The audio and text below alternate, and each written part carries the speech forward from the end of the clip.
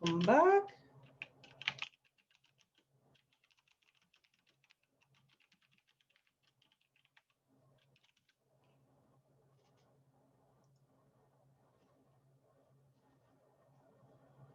So let's review. Which of the rules that we talked about the difference between informal and formal academic writing do you remember best of those that I mentioned? So I was like, this is a test. What do you remember?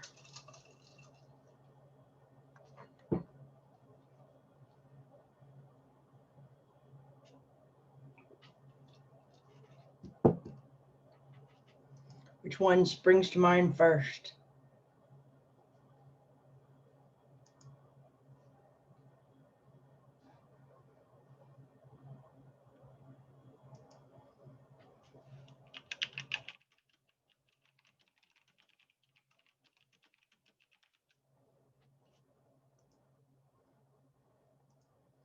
Put your answer in the chat while we're waiting on, see if anybody else is coming.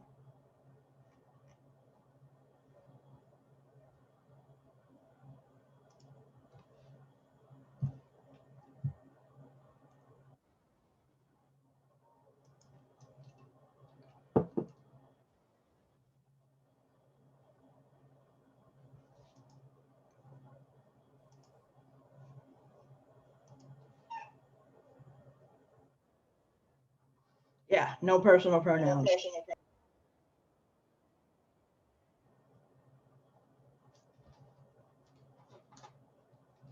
No slang, good.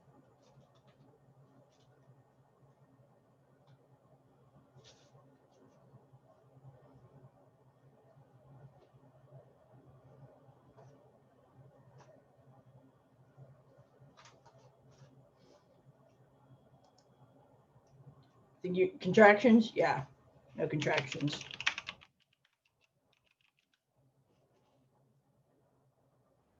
Good.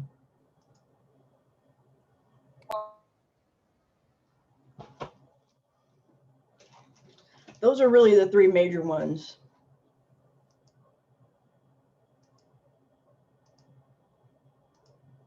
No slang, no contractions, no personal pronouns. Especially personal pronouns make it feel less formal. Okay. Don't forget the others, right? A couple more. Try to avoid statements that start with there is, or there are, because they tend to be wordier. So you might say something like, there are several reasons to ban, I don't know, what are we going to ban today? To ban, what's something we should ban? Yes, yeah, they sound a little weaker when putting them in front of statements. Oh, I know, in New York, they're banning like extra large sodas.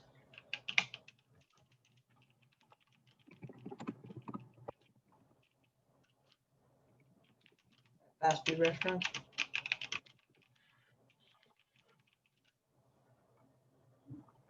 Okay, so you can edit that to be stronger. Instead of saying there is or there are, banning extra large sodas. And instead of just saying there are several reasons, which is kind of an empty sort of phrase, you mention the reasons. Banning extra large sodas helps prevent obesity, helps people avoid temptation.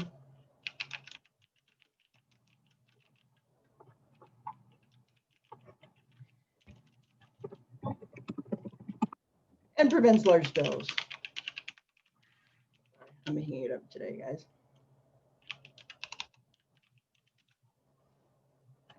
So generally you don't need a there is or there are at the beginning of a sentence. Sometimes you do. I mean, that's why we have those words. But usually when you go through an edit, you can edit to make a stronger sentence that has more specific content, as opposed to there are several amorphous reasons I'm mentioning here. Instead, mention the reasons. Okay. Also, avoid making absolute kind of statements like Everyone thinks the death penalty is bad. Just like I said with the Amazon reviews, there's always going to be some individual out there, you know, blazing individualist, who disagrees with something, right? So if you want to go for the majority, you want to say most Americans disapprove of the death penalty.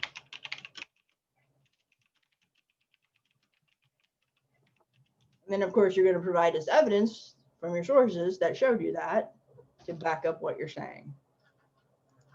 Okay, so avoid the like everyone statements, all of us, no one thinks this, because generally those are not true, right? They're extreme.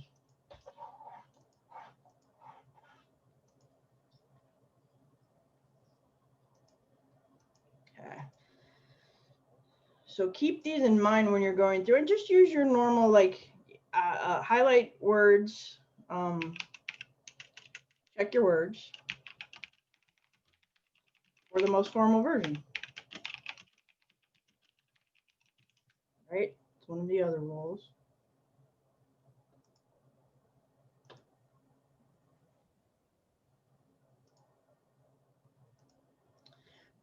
All right, we spent a lot of time practicing so far how to add a paraphrase to your paper, right? You take a piece of information from your source, you put it in your own words, you integrate it into your paper. Now let's look at how to add quotations, right? Because those are the two things. Now, how much of your paper should be directly quoted material? What percentage approximately? I remember? 20%, I want to say. Half it and you're there. Around 10%. Oh, okay. So let's say you're doing a 10-page paper. If you added up all the quotes throughout your paper, it'd be roughly a page. Now we're not going to kill you if it's like a page and a line or something like that. But you're just getting like, because quotes, guys, are more like a spice than a main ingredient. Okay? Too much spice will kill the recipe. You know, it starts to not sound like your paper or your voice. And you want to use them for a reason. So let's talk about using quotes. Look at some examples. You want to use them because they're well written, right?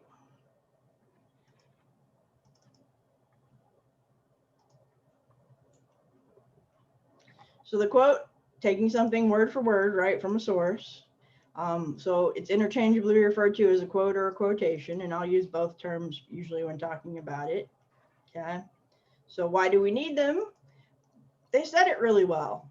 You know, if you like the way they said it, chances are your audience will think it's interesting or funny or profound also. So you want to share it with them because you're basically adding the spice, the interest to your paper. Also, because it comes from a very credible source, right? It comes from someone who knows their stuff, and you're using them to back up what you're saying, to support your ideas. Okay, so how do you include the quotations? It's basically very similar to how we're including the paraphrasing. You're going to need that signal phrase that signals you're about to introduce information from a source, right? So here's the example. Same thing, basically it's going to be the same way you use to introduce a paraphrase, as stated by Phil Olaf, the leading policy analyst from the Center on Budget and Policy Priorities. So you got two pieces of information here. You have the author's name, and you have their qualifications for speaking about this. Because if you took this out, you said, as stated by Phil Olaf, then we're just like, well, who's that guy? Do we care what he thinks? Does he have the expertise to be talking about this? So they give you a brief little statement, okay, sort of a mini resume here.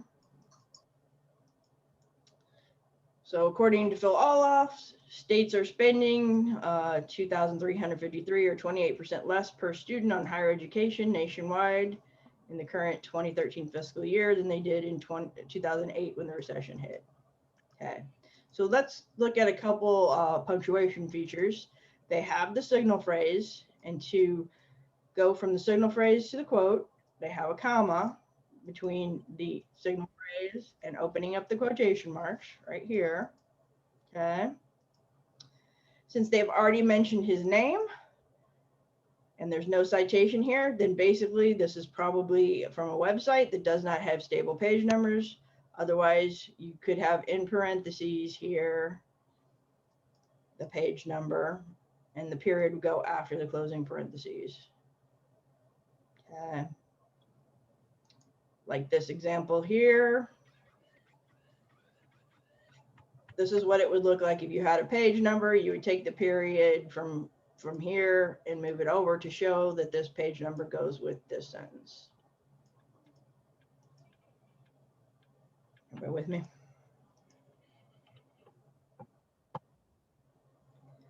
And I posted one of these. Here's another example.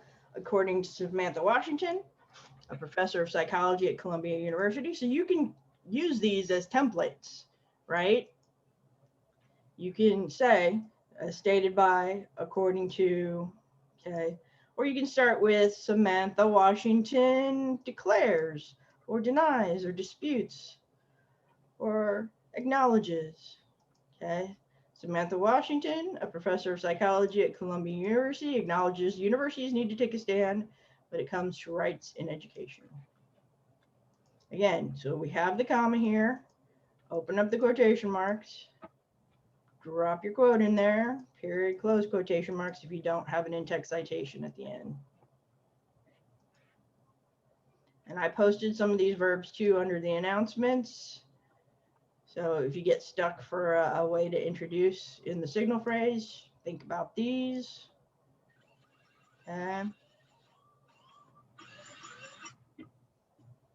Sometimes if you're the subject of your paper is a piece of literature, you'll have quotations that stand by themselves, but please, for the most part, you're going to need a signal phrase. You know, you might use the standalone quotation if it's the subject of your paper. If you guys get into going into literature later and you're doing lit papers, that might be like this. But 90% of the time, you're going to need a signal phrase that leads into it. Okay.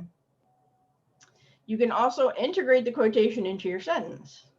Okay, it can take the place of words or phrases, right? For example, Malcolm X said that when he picked up a book, most of the words might as well have been in Chinese. Remember that essay that we read on coming to an awareness of language early on? That's a quote from that essay.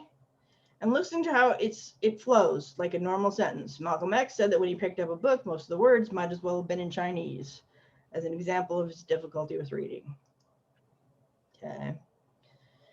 So when you do have a quote like this, do notice that if you're coming out of a quote and you're going into your words again, you're going to put a comma here and close the quotation marks like this. I find it striking that though women novelists have probably dominated American literature since the middle of the 19th century, our literary tradition is still incredibly gender specific.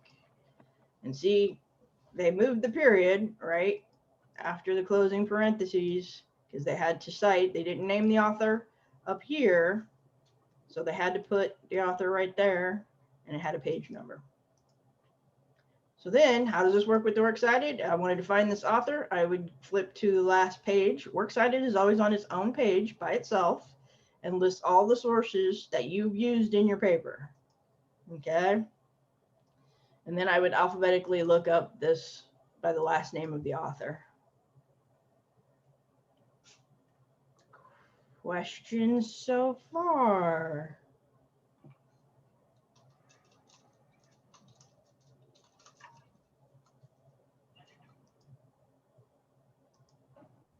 You guys are already out there? And I will post a link to this if you just want to go back and look, but you can also look on the Purdue OWL, right? It's got the examples here.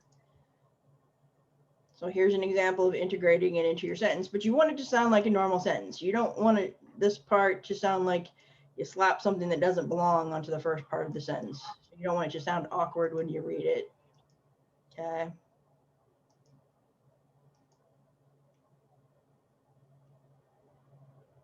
So you can see how the quotes are integrated And then if you have a page number, you take the period that normally would be here and you put it after the closing parentheses. If you don't have a page number, right, you put it right after the last letter before the closing quotation marks.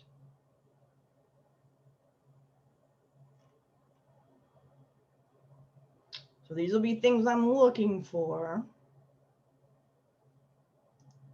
Now, can you edit quotations? Yes, you can, and sometimes you need to, okay? Whenever you take exact words from a source, if you make any changes to it, which sometimes you need to add something for clarification purposes, or you need to take something out that's not necessary so you don't exceed your 10%, of quote limit in your paper. One of the things you can use are called square brackets.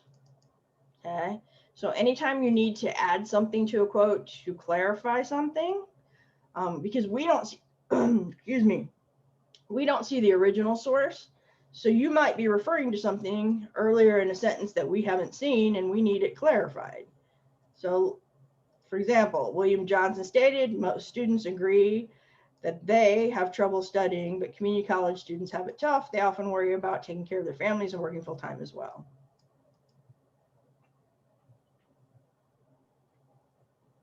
So in this case, they're using they so that the sentence flows well. Okay. Maybe you have a foreign word in a quote and your audience isn't going to be familiar with what it means. So after the foreign word in brackets, you're going to translate the word for your audience. Okay.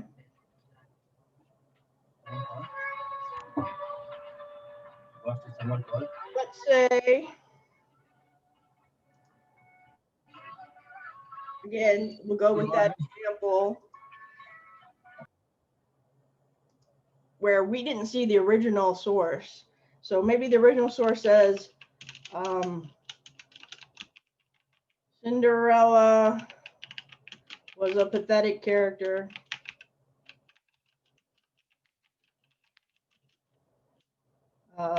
The mice had to make her dress for her. Let me see, in the Disney version. In the Hans Christian, or in the Grimm version, she's pretty proactive.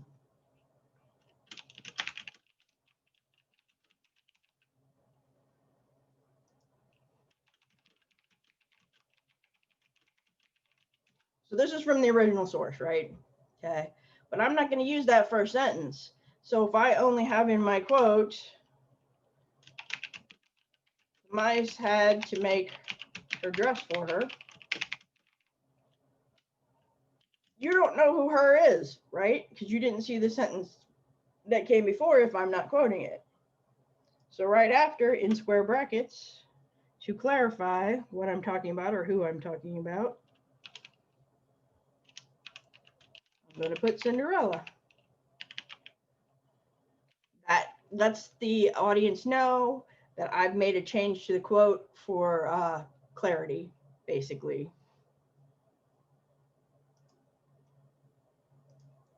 So that's what it would look like if I was just quoting it in the paper and I didn't quote that first sentence and you didn't know who the pronoun her referred to.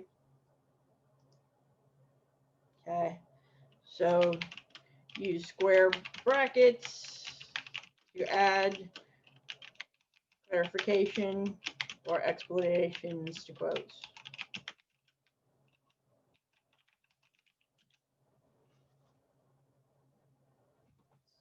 Back and look at that again.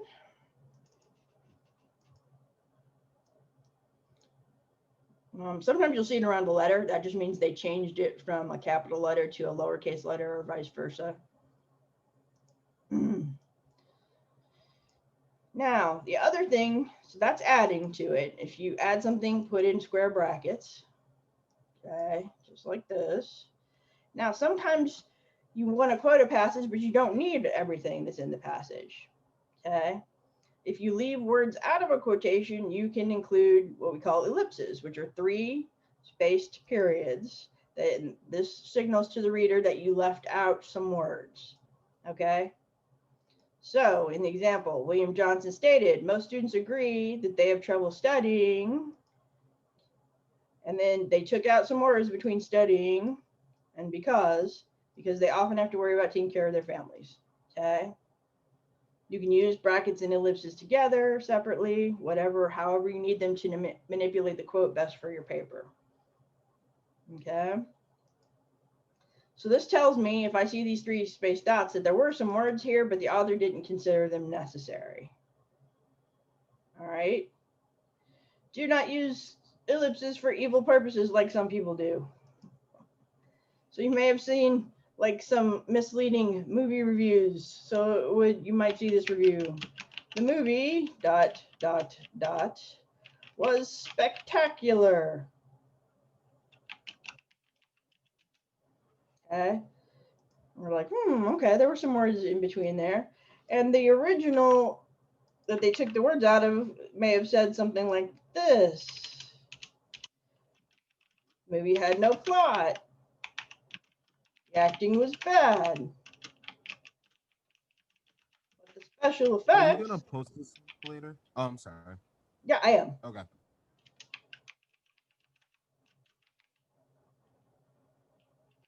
Were spectacular. So, is this... the movie was spectacular. Is that an accurate representation of what I just said? The original? The movie had no plot. The acting was bad, but the special effects were spectacular. No, they have misused their ellipses to lie, basically. So use your powers for good.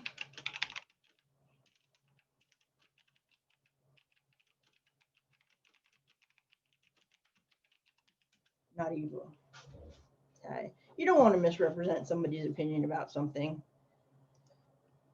So don't use them to misrepresent what an authority is saying about a source or something like that.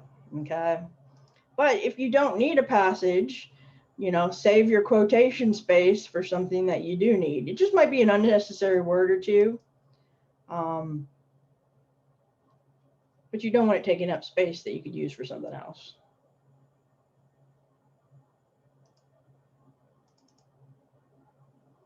All right.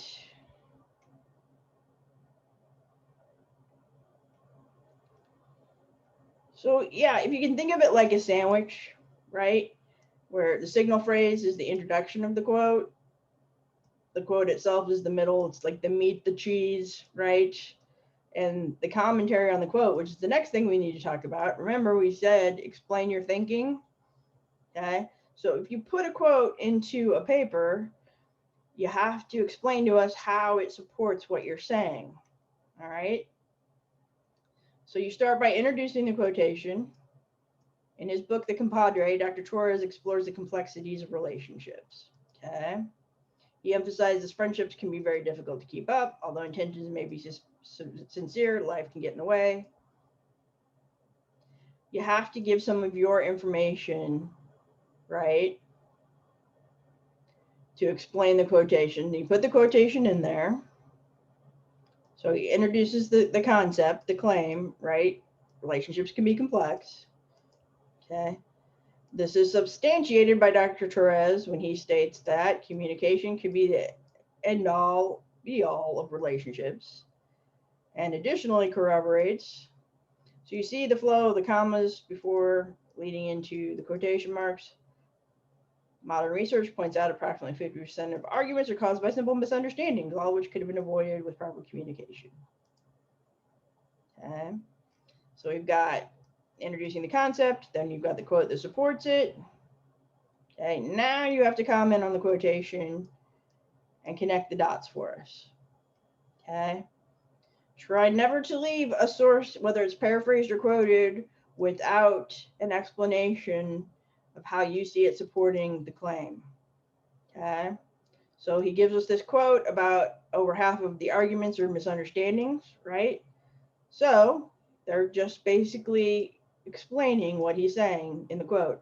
In our everyday lives, we incorrectly use communication without realizing the consequences that this can have on our relationships. With this in mind, we must strive to improve our communication skills. So they're basically commenting on the implications of that quote and that information. Okay. So they've showed how that quote supports their argument that communication is important in relationships. I'll give you guys a minute to read through that and see what they're doing. Look at this part that explains the quote.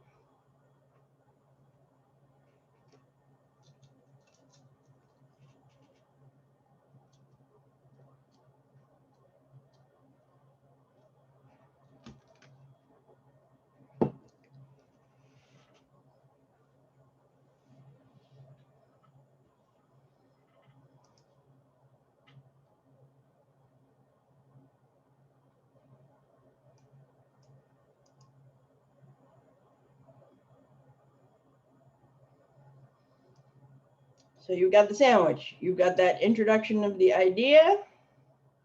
All right, top piece of bread. Then you've got the meat of the quotation. Then you got the bottom piece, which is you explaining the significance and how it supports or attaches to your subject. Okay. You close the quotation and you've made your argument clear.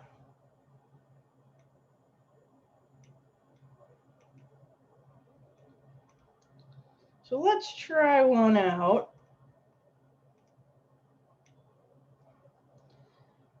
So, as stated by Martin Luther King Jr., one of the most prevalent activists in the American Civil Rights Movement. So what we have used the name of the author of the quote.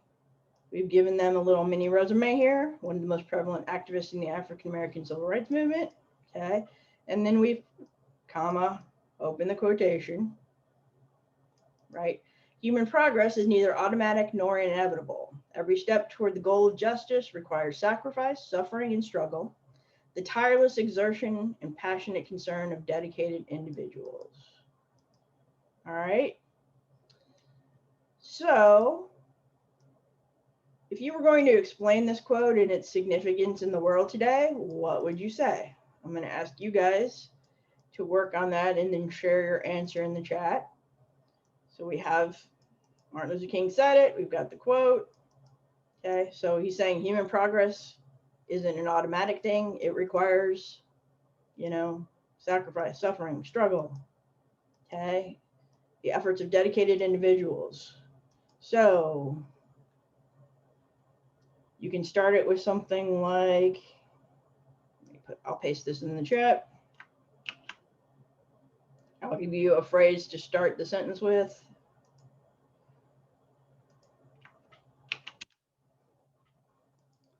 So now you're going to fill in that part where you explain what his quote means. Okay. Now, once you've mentioned an author's name, you can refer to them by their last name. You don't want to do their first name. You don't want to say Martin is saying, because it's too informal, and we're sticking with formal for academic writing. So you'd start your explanation with what King is essentially saying is, excuse me, fill in the blank. Start with this phrase here and tell me what you think that quote means in the context of today's world.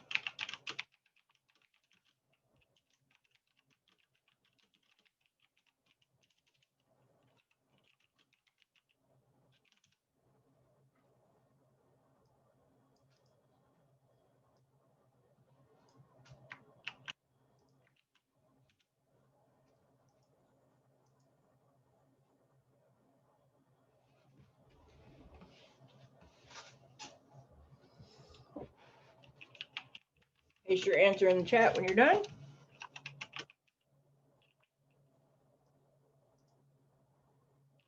Can you post the quote in the chat? Yes. Thank you. Why don't I share the screen so you guys can see it? There it is right there.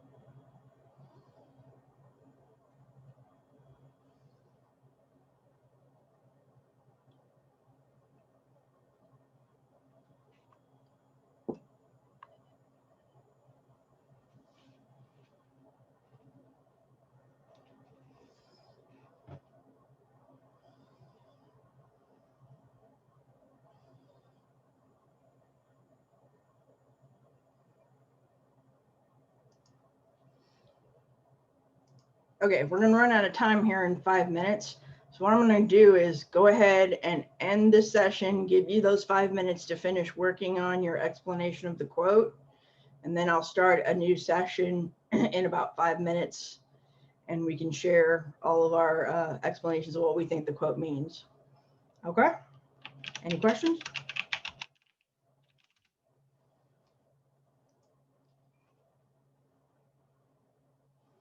So I will see you about 9:25.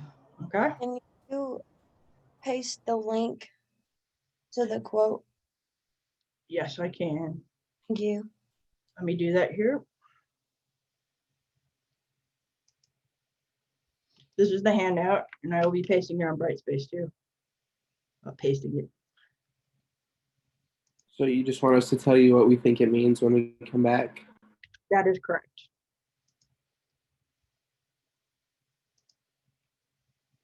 All right, I'll see you in about 5 minutes.